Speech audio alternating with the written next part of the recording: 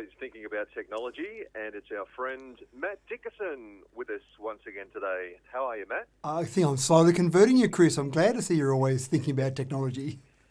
Seems to be catching on, that new introduction. Yeah. Mate, what are the three numbers that the US federal government cares about in relation to Google? Yeah, look, there are three important numbers that the government does care about in relation to Google, and they're the three numbers that just show their market domination. And obviously there's a bit of an issue at the moment where Google is going to face its first antitrust lawsuit by the US federal government. And those three numbers, Chris, 92, 74 and 66. And just to put those in perspective, 92.2, that's the market share that Google has in terms of the search market. 92.2% for them, Bing 2.8%, Yahoo 1.5%. So those three alone make up 96.5%, but obviously Google the majority of that.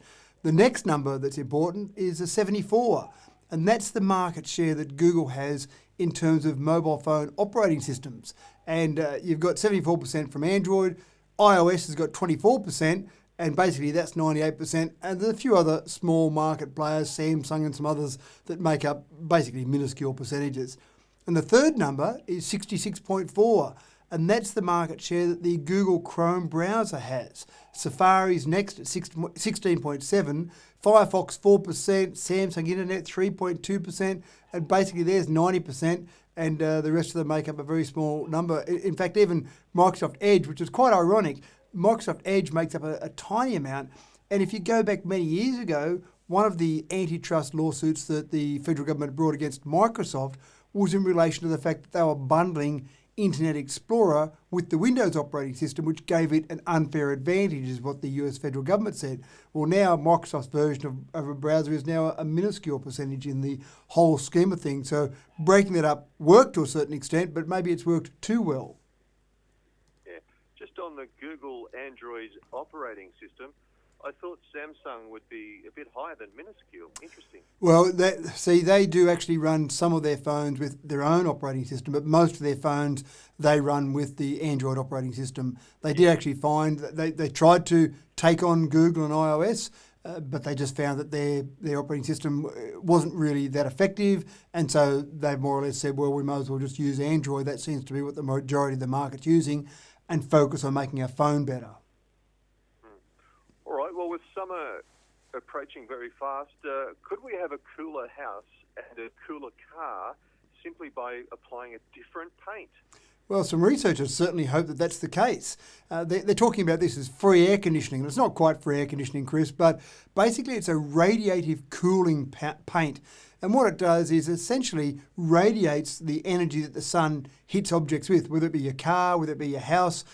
So effectively you've got 95.5% of the sunlight that hits an object can be reflected. And they're talking about that dropping the temperature by 10 degrees compared to the ambient surroundings. So you can imagine that in a car, normally it gets very hot in a car. Imagine the car being 10 degrees cooler than the outside air sitting there on a hot summer's day. So sitting there in downtown Bourke, it might be 60 degrees in the general air around and only 50 degrees in the car, which sounds a bit better.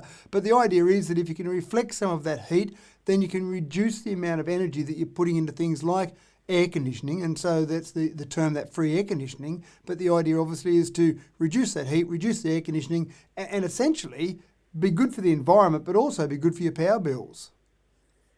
We are talking technology with Matt Dickerson. And Matt, the latest Ookla global speed test results are in. How is Australia placed? Yeah, pretty poorly as per normal in terms of our NBN, our broadband speeds, fixed broadband. With mobile, we're pretty good, and we have been pretty good the last few results that have come in. So these are the tests from September 2020, and many people are aware of speed tests because that's an app they use on their phone, or that's a website they go to just to test their internet speed to see what speed they're getting. And what Ookla does is collates all this information, all this data from around the world, from all those tests that people do. So it's not theoretical testing that people find that their ISP might actually rate their speed at. These are real world tests. And if we look at the fixed broadband, first of all, Chris, the average across the world was 85.7 download, 45.7 upload. But you had some standout performers. Singapore, 226 megabits per second average download speed from Singapore. So there's obviously some speeds very good over there. Hong Kong, 210. You go through the list, Romania, Switzerland, Thailand, all the way down to the US in 10th place at 161. And poor old Australia, we're down in 61st place. Now, that's been no movement up or down, so we haven't dropped down the list further, Chris, but we haven't gone up the list either. Our average speed was 55.97 megabits per second. When you look at the mobile broadband, we certainly fare much better. The average across the world download speed was 35.96 megabits per second. Upload was 11.22. South Korea came in number one at 121 megabits per second download speed. China, 113. The United Arab Emirates at 109 was still above or triple figures there. And if we only go down to 10th place, Australia sits there in a much better position than they were with fixed broadband. And our average speed was 72.39, which has dropped down one place since the previous results came out. We were in 9th place last time, but it's still at least in top 10. And most importantly, Chris, we're ahead of New Zealand in mobile broadband. We're behind them in fixed broadband. No surprises there on the fixed broadband position at 61st place. I thought we'd be down there somewhere. Yeah, very disappointing. Yeah. Mate, is there a way of charging my mobile on the run with solar panels? Yeah, there may well be. Some researchers have developed a material that's basically a solar concentrator, but it's flexible. So you're used to normal solar panels that are very rigid. They sit on top of your roof or on top of a building, and obviously you wouldn't try and wear that around.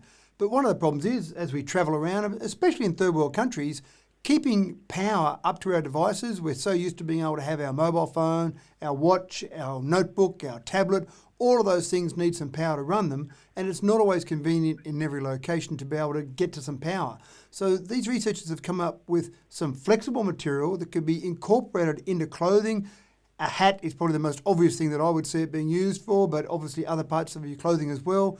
And that basically acts like a solar panel and could generate enough power over things like a t-shirt and a hat to be able to keep a supply up to some of those low power usage devices like your phone or like your watch, for example. And the idea there is obviously as you're out and about during the day, outside, you're generating enough solar to keep you going on those things without needing to try and get back to a power point and plug in. So lots of uses around, I can see different applications and even things like, I'm sure you've been familiar or seen, Chris, those devices that people often have that they'll sit down at a table outdoor somewhere and they'll just unfold some little mini solar panels and plug their phone into it.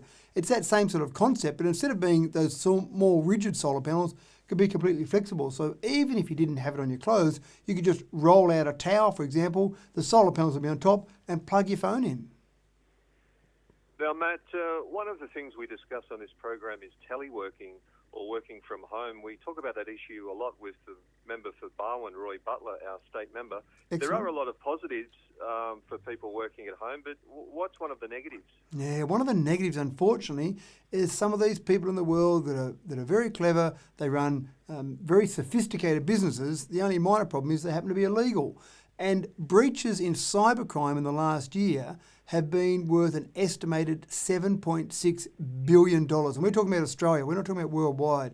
So $7.6 billion.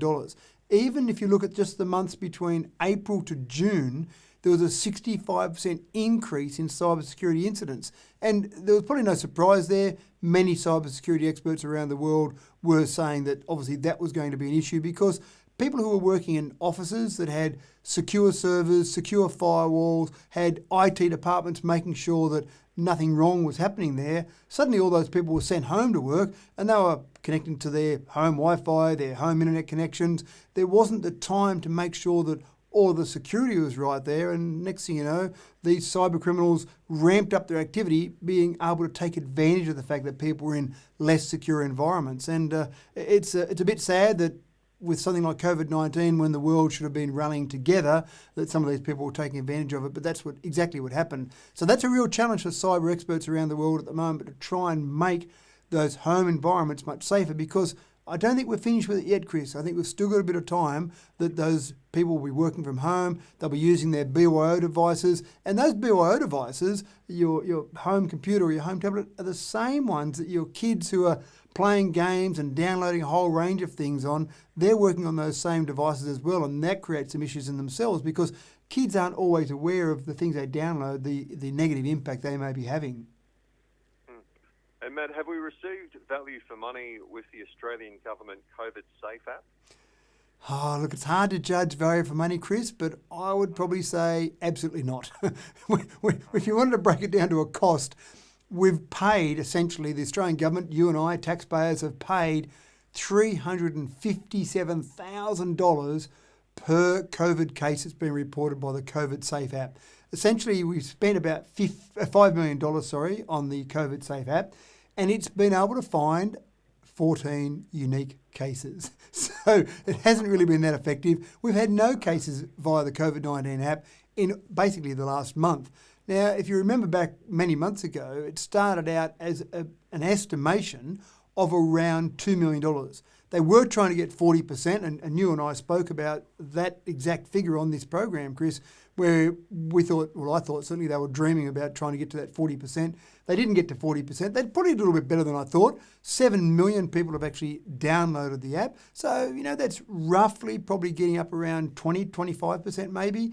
But again, 7 million downloads, 14 unique cases detected. And the cost blowout, again, that $2 million cost budget they said initially, there seems to be lots of different companies, lots of different consultants. I should have jumped onto the consulting bandwagon, Chris. Some of those consultants were paid in the vicinity of $500,000 for their consultancy work on the app. But again, blown out to $5 million and only 14 cases, I'd have to say probably not a great example of value for money.